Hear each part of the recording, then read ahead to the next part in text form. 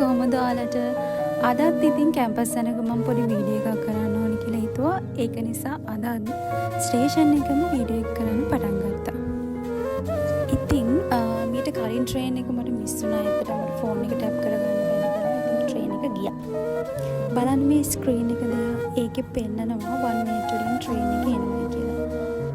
ඒ වගේම ට්‍රේන් එක ඈතම එනවා.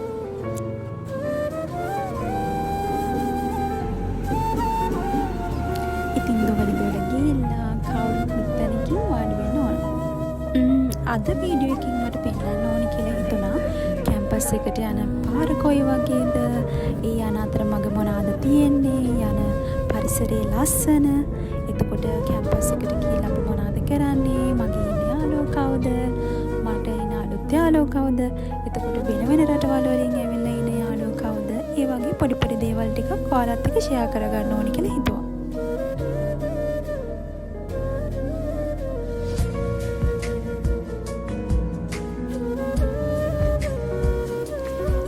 ට්‍රේන් ස්ටේෂන් එකෙන් බැහැලා අපි දෙන්නා මේ දුවගෙන යන්නේ ඊළඟට තියෙන ට්‍රෑම් එකට.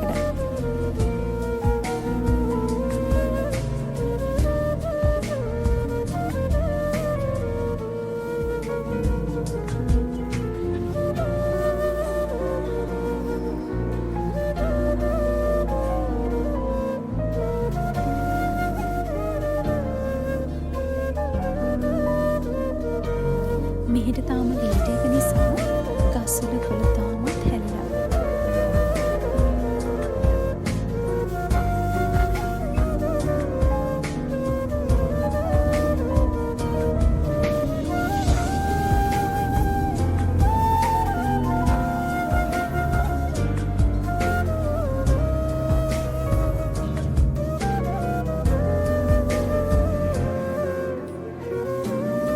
අපේ බැච් එකේ ශ්‍රී ලංකන් කට්ටිය වගේම නේපාලි, ඉන්දියන්, ෆීජි, එතකොට පිලිපීන් කට්ටියත් ඉන්නවා.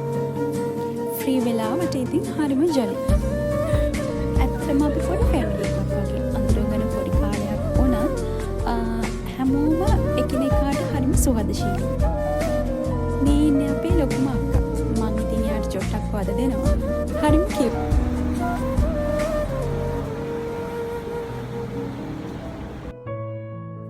කැම්පස් ඉවර වෙලා දැන් ඉතින් ආපහු ගෙදර යනවා. අද නම් ජොලි දවසක්. මොකද මට අද මල් හම්බ වුණා, චොක්ලට් හම්බ වුණා. එහෙනම් වීඩියෝ එක බැලුවට thank you. bye bye.